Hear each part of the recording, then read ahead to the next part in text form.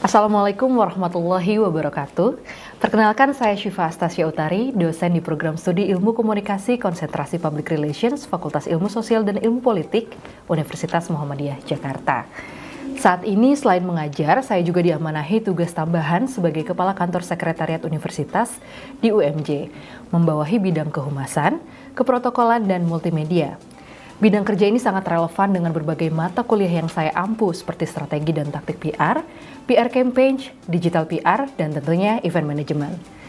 Pengalaman saya dalam bidang kehumasan dan keprotokolan juga turut memperkaya materi mata kuliah event management yang akan saya sampaikan saat ini, di mana saya pernah menyusun pedoman keprotokolan acara yang kemudian diimplementasikan dan dijadikan sebagai pedoman resmi di universitas. Hal ini menjadi bukti konkret bagaimana teori dapat diterapkan dalam praktik-praktik profesional. Pada kesempatan ini, saya akan memaparkan rencana pembelajaran semester atau RPS untuk mata kuliah Event Management, di mana mata kuliah ini memiliki bobot 3 SKS dan diajarkan pada mahasiswa semester 6. Saya sendiri sebagai koordinator mata kuliah sekaligus menyusun RPS ini. Mata kuliah Event Management akan membekali mahasiswa dengan pemahaman komprehensif mengenai perencanaan, pelaksanaan, dan evaluasi acara atau event sebagai instrumen strategis komunikasi PR. Mahasiswa akan mempelajari berbagai jenis event, mulai dari seminar, konferensi, peluncuran, produk, hingga gathering komunitas, serta peran krusialnya dalam membangun citra, reputasi, dan hubungan baik dengan seluruh stakeholder. Silabus mata kuliah ini mencakup tahapan krusial dalam proses pengelolaan event, seperti penyusunan konsep, penentuan anggaran, manajemen resiko, pemilihan lokasi, logistik, hingga strategi promosi yang terintegrasi dengan pemanfaatan media digital dan kecerdasan buatan. Metode pembelajaran yang saya gunakan bervariasi, meliputi ceramah diskusi interaktif, studi kasus dengan problem-based learning, dan project-based learning, seperti membuat proposal atau latihan membuat anggaran dan eksekusi lainnya. Selain itu, saya juga memasukkan skema self-learning untuk memperkaya referensi dan wawasan mahasiswa secara mandiri dengan mendatangi event atau menonton tayangan-tayangan tertentu. Beberapa capaian pembelajaran mata kuliah ini adalah mahasiswa mampu merancang konsep event yang inovatif dan relevan dengan tujuan atau nilai yang ditentukan, menyusun rencana anggaran dan timeline event, serta mengidentifikasi serta mengelola resiko dalam penyelenggaraan event. Selain itu, mahasiswa juga diharapkan akan mampu melakukan kegiatan publikasi dan promosi event secara efektif, dan juga mampu berkoordinasi dengan berbagai pihak atau stakeholder demi kelancaran penyelenggaraan event. Sebagai contoh, pada pertemuan ketiga, pembelajaran berfokus pada perencanaan tahapan awal sebuah event, termasuk penentuan tujuan, identifikasi target audiens, dan pengembangan konsep event. Mahasiswa diajarkan untuk merumuskan tujuan event yang menggunakan skema SMART, Specific, Measurable, Achievable, Relevant, and Time-bound, dengan mengidentifikasi dan mendeskripsikan target audiens mereka, serta mengembangkan konsep dan tema yang kreatif yang sesuai dengan apa yang ditentukan. Kemudian, pada pertemuan ketujuh, mahasiswa akan membahas tentang bagaimana publikasi dan promosi event, akan mempelajari juga strategi pemasaran event yang terintegrasi termasuk dengan menggunakan digital PR melalui media sosial. Mahasiswa juga diharapkan nantinya mampu untuk merancang rancangan komunikasi pemasaran yang tentu saja itu sudah terintegrasi sebagai bagian dari pembelajaran perencanaan event. Selain itu, mata kuliah ini juga membahas aspek etika dan profesionalisme dalam event manajemen yang meliputi integritas, akuntabilitas, keadilan, dan berkelanjutan. Hal ini penting untuk membentuk lulusan yang tidak hanya kompeten secara konseptual dan teknis, tetapi juga memiliki karakter yang kuat. Melalui studi kasus, simulasi, dan proyek berbasis pengalaman, mata kuliah ini memastikan lulusan untuk memiliki keterampilan praktis yang relevan untuk merancang, mengelola, dan mengukur keberhasilan event yang efektif dan etis di era komunikasi modern. Demikian pemaparan singkat saya mengenai rencana pembelajaran semester untuk mata kuliah Event Management. Mari kita saksikan cuplikan dokumentasi pengajaran saya pada pertemuan ketiga pada mata kuliah ini yang membahas tentang perumusan tujuan event, target audiens, serta pengembangan konsep event. Semoga tayangan ini dapat memberikan gambaran yang jelas mengenai bagaimana mata kuliah Event Management bisa memberikan bekal praktis yang relevan bagi mahasiswa untuk menghadapi dunia profesional. Oke, Assalamualaikum warahmatullahi wabarakatuh. Lapar ya? Iya, terlalu jujur ya. Oke, selamat datang kembali di kelas manajemen event. Nah, kali ini kan teman-teman semuanya udah tahu, mungkin udah familiar dengan event itu apa. Tapi kalau sekarang kita di pengelolaannya. Kalau teman-teman misalnya selama ini pernah datang ke event konser atau ke event apa yang pernah kalian datangin? Pameran dan lain sebagainya ya.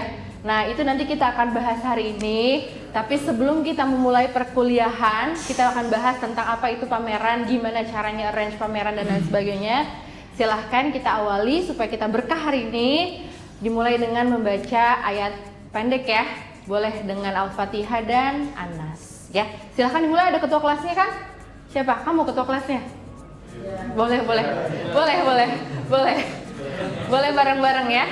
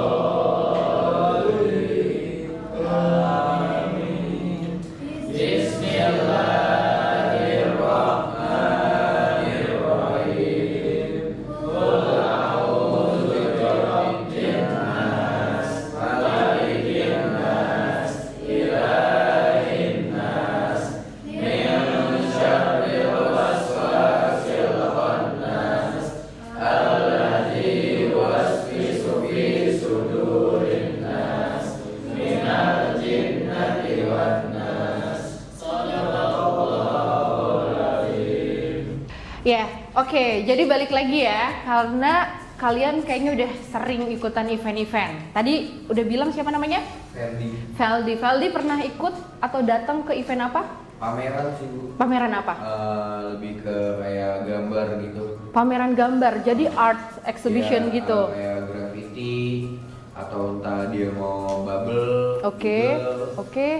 Karena kamu emang tertarik ke acara-acara itu atau emang kamu tertarik ke bidang seni? Lebih suka dengan seni aja sih Bu. Suka seni, jadi kamu suka ikut datang ke pameran-pameran atau museum-museum kayak gitu ya? Oke. Untuk bisa membuat event seperti event-event yang kalian datangin kan biasanya eventnya bagus tuh. Tapi yang paling penting dari sebuah event, kalau dari sudut pandang penyelenggara menurut kalian apa? Konsep. Kenapa konsep? Karena kalau konsepnya kurang pas, saya rasa semuanya itu langsung kayak kurang mengikuti alur gitu loh Bu, kalau konsepnya kurang pas itu. Oke. Kenapa konsep itu penting? Karena dia akan menjadi ruh dari seluruh penyelenggaraan event. Konsep yang tepat akan membuat event kita itu tepat sasaran, penyelenggaraannya juga rapih gitu ya, dan bisa membawa dampak yang bagus. Tapi konsep yang bagus juga harus direncanakan dengan baik. Itu sebabnya kenapa perencanaan itu penting. Karena membuat konsep itu adalah bagian dari perencanaan event. Gitu yang sebelum kita kelola kita harus merencanakan dulu nih, kira-kira kita mau bikin event apa. Gitu ya. Tapi kenapa perencanaan penting? Tadi sesuai dengan yang tadi udah dibilang. Misalnya apa? Oh, kalau nggak pakai konsep itu nggak bakal terarah, nggak jelas, nggak terstruktur. That's why kenapa kita membutuhkan perencanaan, termasuk membuat konsep, gitu ya. Kenapa? Supaya kalau kita bikin konsep, ini udah konsep nih namanya. Tapi kalau konsepnya itu nggak jelas juga, atau misalkan unachievable, atau misalkan nggak bisa di-reach, nggak bisa diwujudkan, ngadi-ngadi gitu ya. Nah itu tuh akan membawa hal yang mengarahkan arah event kita tuh jadi hal yang nggak jelas. Gitu. Makanya kita butuh perencanaan. Supaya apa? Supaya event yang kita buat itu terarah, jelas, ada goalsnya. Buat apa sih, untuk memberikan dampak apa sih, apa yang ingin kita capai dari event ini. Gitu ya. Kemudian kita juga bisa melakukan efisiensi dari sumber daya.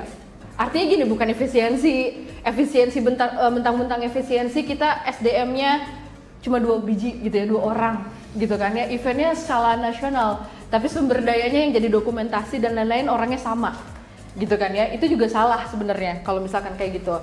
Jadi yang paling signifikan adalah untuk bisa memberikan arah yang jelas, efisiensi sumber daya, supaya apa? Dengan sumber daya yang terbatas, kita tetap bisa mengarrange atau mengelola event itu agar hasilnya tetap maksimal. Artinya dia rapi, terstruktur, memberikan dampak yang positif atau yang baik sesuai dengan yang kita inginkan. Kemudian kita juga memudahkan kita sebagai penyelenggara untuk bisa mengambil keputusan. Ya, kalau perencanaannya oke, otomatis kita akan mudah, kita udah tahu nih, udah profiling, kita udah riset. Bagian dari perencanaan itu adalah melakukan riset. Kalau kita udah melakukan riset, menganalisis situasi, menganalisis pasar, target audiens dan lain sebagainya, bahkan kompetitor kita di event yang sejenis gitu ya, kita pasti akan tahu, oh apa nih yang bisa kita putuskan, event apa ya yang paling tepat di musim hujan.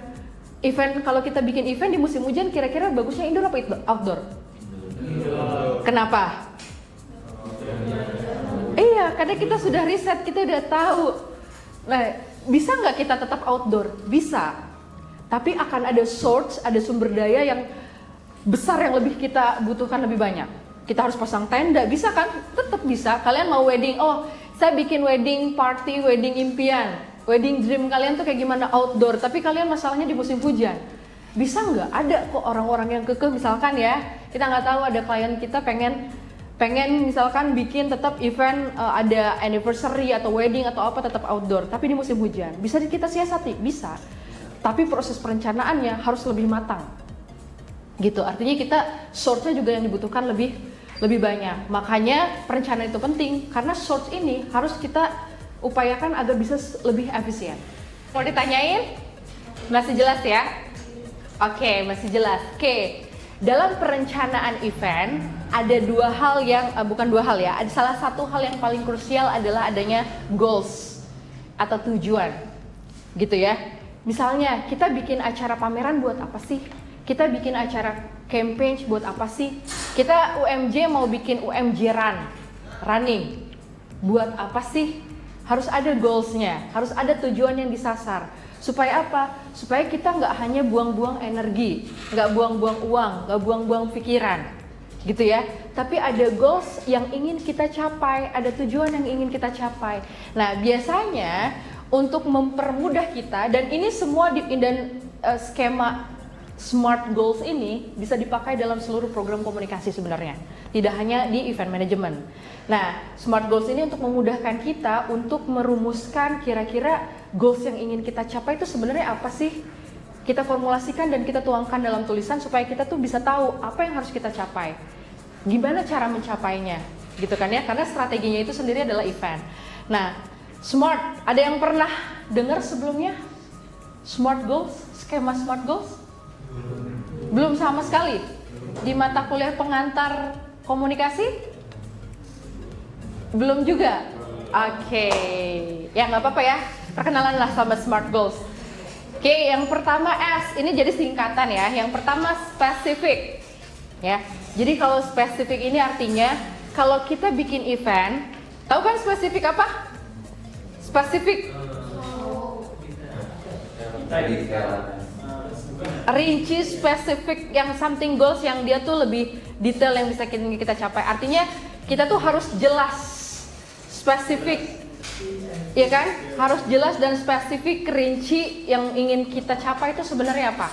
Misalnya nih, kita bikin eventnya event apa? Event apa yang pernah kalian ikutin atau kalian bikin? Apa? Wedding. Oh, karena kamu datang sebagai peserta apa sebagai pengantin? Oh bukan ya, peserta ya. Loh, nggak apa-apa loh.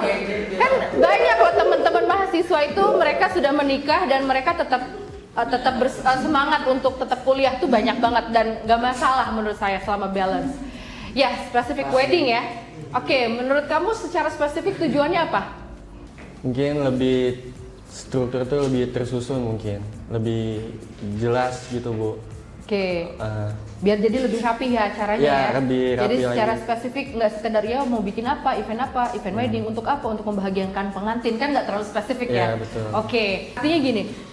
Artinya ketika kita menyusun goals, kita harus paham kita bener nggak bisa mencapai itu, kita bisa nggak meraih itu, sama kayak impian. Bukan berarti kita nggak boleh bermimpi tinggi. Tapi kita harus paham, kalau kita misalkan mau jadi lulusan terbaik UMJ, kira-kira kita mengukur diri, kita belajarnya bener nggak? Bolos aja nggak? Kita mengalokasikan nambah waktu belajar nggak di sepertiga malam? Kita pakai jalur langit juga nggak? Kita mengukur diri aja gitu ya. Nah sama dengan event, kayak gitu ya.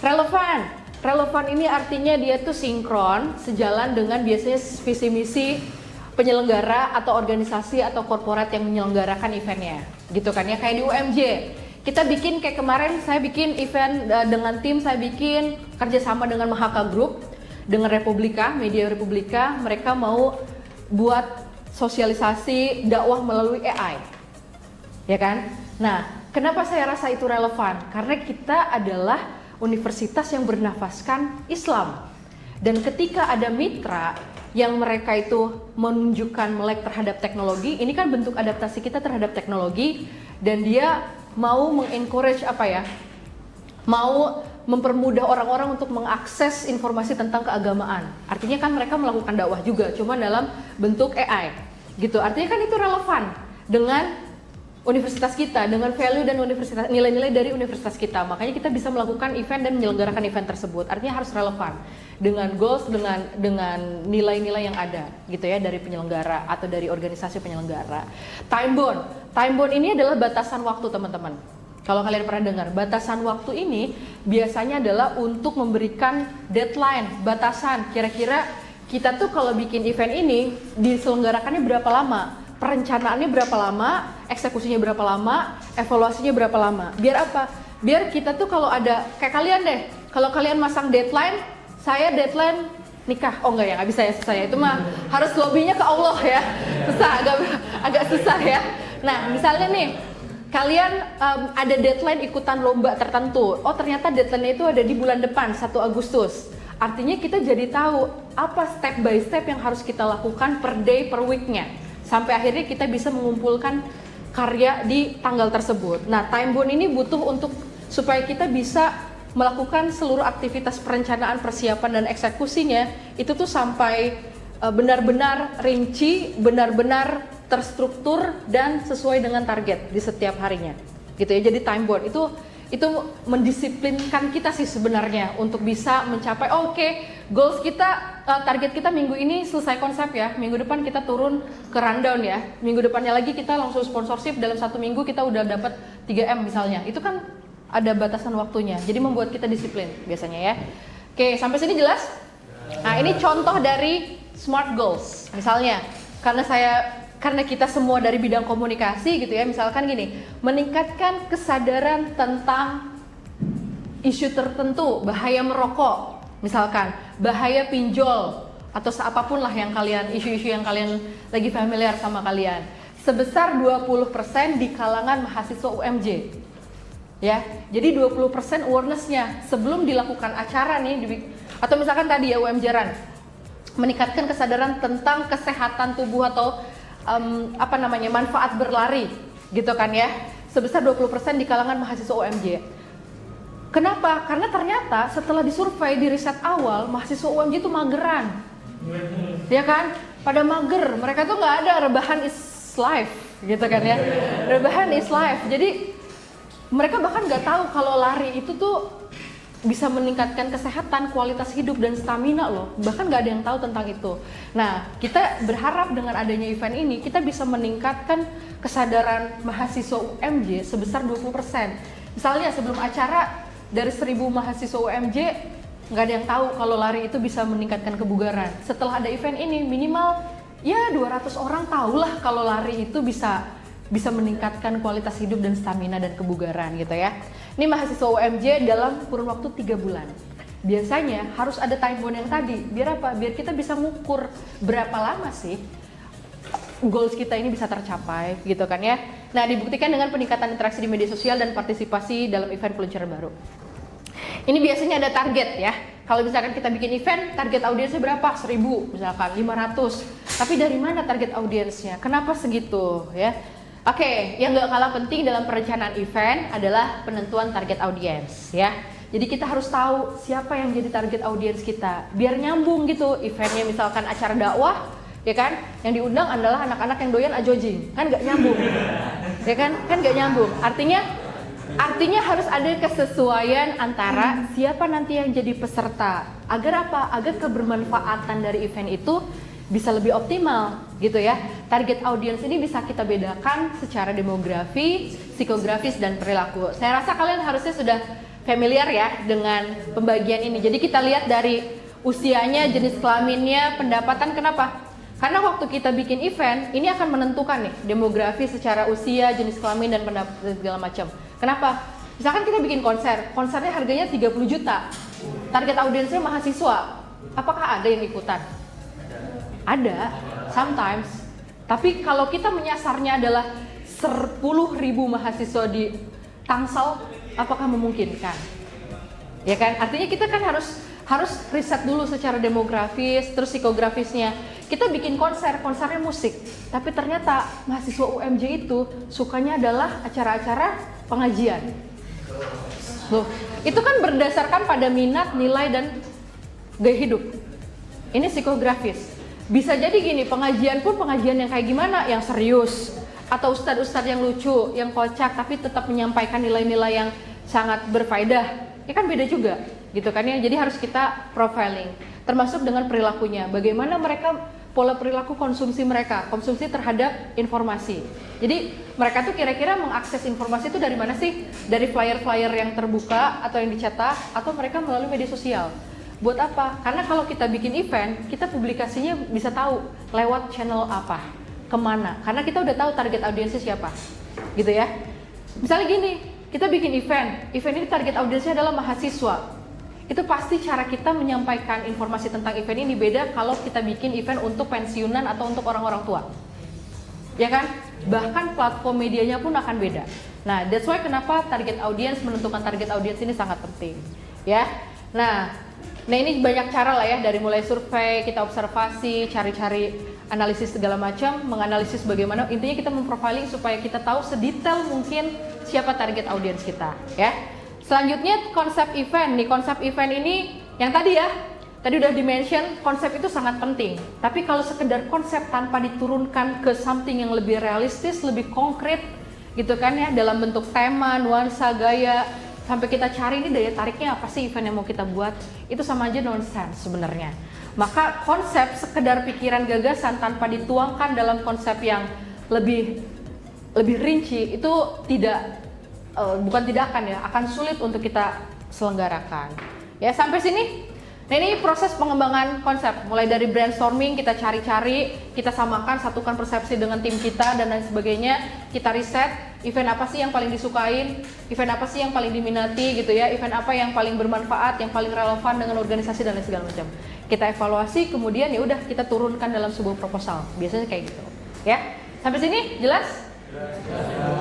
Jelas ya. Ya ini cuma contoh aja ya. Contoh-contoh, beberapa contoh kalau misalkan event-event tech forward atau kalian nonton acara-acara konser yang tadi kalian bilang ya, pameran, konser. Ada yang pernah ikut konser? Konser apa? Musik apa? Metal. Ya. Metal punk. Oke, benar. Di mana? Atau di Ancol. Kadang-kadang suka ada ya di lain-lain ya. Oke, ada lagi event lainnya? Di Peak live music gitu ya, live music kayak konser musik dan lain sebagainya. Ya kalau sebenarnya dari event-event itu banyak banget variannya, dari mulai pagelaran seni, konser musik yang sifatnya culture, art and culture. Itu kalian bisa kalian lihat, cari referensi. Jadi kalau mata kuliah event itu nggak bisa cuma kalian baca dan teori, kalian harus praktik dan cari banyak referensi. Entah banyak nonton event, datengin event udah paling bener gitu. Jadi jangan jadi mahasiswa yang kuper, kuliah pulang, kupu-kupu dan lain-lain. Abis kuliah nongki, ya nongkinya tapi di tempat-tempat atau event-event yang bermanfaat ya. Oke, sampai sini ada yang mau ditanyakan? Saya Bu. Oke, siapa? Nama saya Winasi, saya mau bertanya, nah, kalau misalnya kita mau bikin event nih dan kita udah punya konsep yang terstruktur, tapi di hari H itu ternyata ada beberapa kendala yang mengharuskan kita membatalkan konsep itu gimana caranya? Oke, good question ya. Jadi yang namanya event, ketika kita jadi penyelenggara, itu dinamikanya tuh luar biasa. Kadang-kadang kita udah merencanakan sedemikian rupa aja, gitu ya, sedetail mungkin, itu kadang-kadang pada saat eksekusinya itu nggak sesuai dengan apa yang kita harapkan, gitu. Apa yang bisa kita lakukan? Pertama, kalau kita bikin event, perencanaan event, mengonsep event, make sure kita tidak bikin hanya satu rencana, ya. Make sure kita selalu harus buat beberapa alternatif plan. Jadi ketika misalnya pada saat perencanaan udah matang nih gitu ya, kita bikin alternatifnya. Jadi pada saat eksekusi misalnya, aduh kita mintanya awalnya narasumbernya ini, kita bikin seminar, narasumbernya A, B, C, D. Tapi ternyata di hari H dia sakit perut atau sakit atau ada something yang force majeure yang nggak bisa bikin beliau hadir gitu ya. Maka kita nggak panik.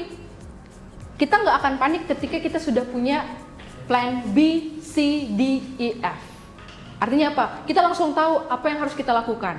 Oke, kalau nggak ada yang ditanyakan lagi, terima kasih teman-teman sudah hadir dan berpartisipasi aktif ya untuk mata kuliah kita hari ini. Semoga teman-teman nanti bisa mengaplikasikan kalau bikin event tuh kira-kira, oh inget nih yang direncanakan harusnya ini nih, poin-poin penting nih harusnya gini nih, kalau konsep tuh harusnya diginiin nih gitu ya. Semoga bermanfaat dan ini sangat aplikatif untuk kehidupan sehari-hari. Siapa tahu kalian bisa jadi IO di luar sambilan gitu ya, nyambil kuliah nyambil IO ya. Oke, kalau tidak ada yang ditanyakan, sekian dari saya, terima kasih banyak. Assalamualaikum warahmatullahi wabarakatuh.